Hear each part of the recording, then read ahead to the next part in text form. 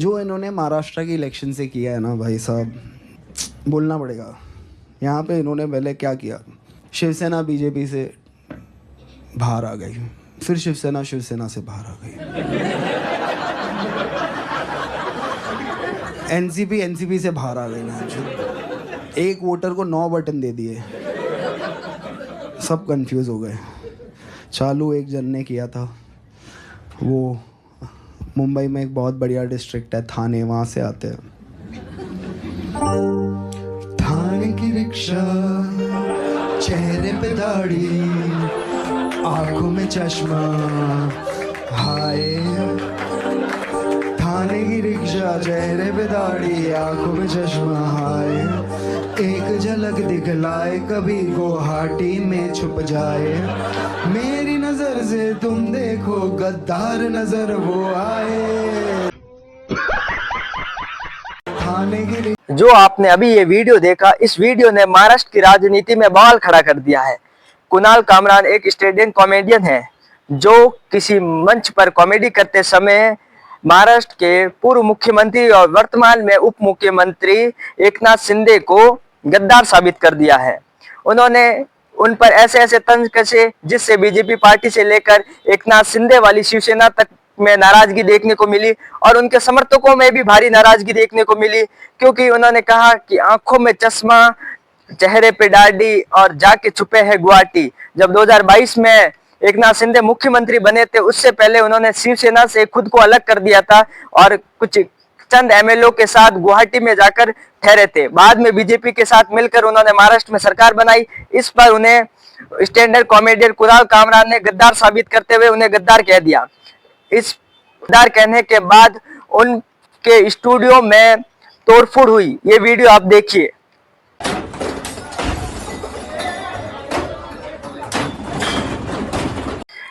जैसा कि आपने इस वीडियो में देखा कि कुणाल कामरान के स्टूडियो में एकनाथ शिंदे के समर्थक ने बवाल मचा दिया और उनकी स्टूडियो में तोड़फोड़ की।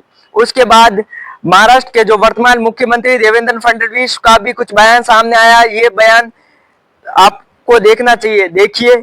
चुनाव में जनता ने निर्णय कर दिया है कौन गद्दार है कौन खुद्दार है, और स्वर्गीय शिवसेना प्रमुख, हिंदू हृदय सम्राट बाला साहब ठाकरे जी की विरासत ये शिंदे जी के पास है, इस पर जनता की मोहर लगी है। तो कोई स्टैंड अप कॉमेडियन खड़ा रहकर इस प्रकार से उनको गद्दार नहीं कह सकता। जनता ने दिखा दिया, जिन्होंने गद्दारी की, जिन्होंने बाला साहब ठाकरे के विचारों से गद्दारी की, उनको घर भेजने का काम ये जनता ने किया हुआ है। और मैं ये मानता हूँ कि कॉमेडी करने का भी अपना अधिकार है, व्यंग कसने का भी अधिकार है। हमारे ऊपर भी चाहे जितना व्यंग कसिए, इसमें कोई किसी को दर्द नहीं है, लेकिन अगर जानबूझकर अपमानित करने का और इस प्रकार से इतने बड़े नेताओं को बदनाम करने का काम अगर कोई करेगा तो मुझे ऐसा लगता है कि उसको सहन नहीं किया जाएगा। उस पर जो भी कानूनन कार्रवाई है वो कार्रवाई की जाएगी।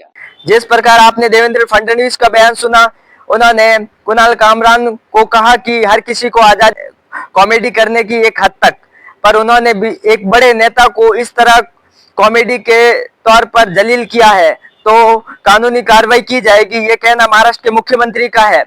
और आगे आप सुनिए शिवसेना के संजय राउत का, जिन्होंने अपने बयान में क्या कहा।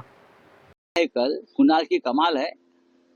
कुणाल कामरा को मैं अभी से नहीं जानता हूँ, जब वो हमारे पे क्रिटिसाइज करता था तब से मैं जानता हूँ। कुणाल कामरा ने हमारे ऊपर भी इसी प्रकार से टीका टिप्पणी की है। देखिए, मैं मानता हूँ कि एक फ्रीडम ऑफ एक्सप्रेशन है। अगर व्यक्तिगत तौर पर टीका नहीं की है तो टीका को स्वीकार करना चाहिए। व्यक्तिगत तौर पर, पर्सनल लेवल, अगर आप राजनीतिक किसी विचारधारा पर क्रिटिसाइज करते हो तो आपको स्वीकार करना चाहिए। यही देश का लोकतंत्र की एक हमारी ब्यूटी है। कुणाल कामरा का ऑफिस तोड़ दिया, उसका स्टूडियो तोड़ दिया, ये गुंडागर्दी है। मैंने पार्लियामेंट में कहा था 4 दिन पहले, जब मिनिस्ट्री ऑफ होम अफेयर पर चर्चा हो रही थी, मैंने अमित शाह जी के सामने कहा कि आपने देश को पुलिस स्टेट बना दिया है। कि पुलिस राज चल रहा है, लेकिन महाराष्ट्र में गुंडा राज चल रहा है। बीड से लेकर नागपुर, नागपुर से लेकर मुंबई। जिस प्रकार आपने संजय राउत का बयान कहा है कि उन्होंने कहा जब हमारी पार्टी थी तभी भी कुणाल कामरान ऐसे बयान देते थे, पर महाराष्ट्र में पुलिस राज नहीं चल रहा है, गुंडा राज चल रहा है, ये कहना शिवसेना के संजय राउत का है। और ऐसी खबरें जानना चाहते हो तो इस चैनल के साथ बने रहिए। धन्यवाद।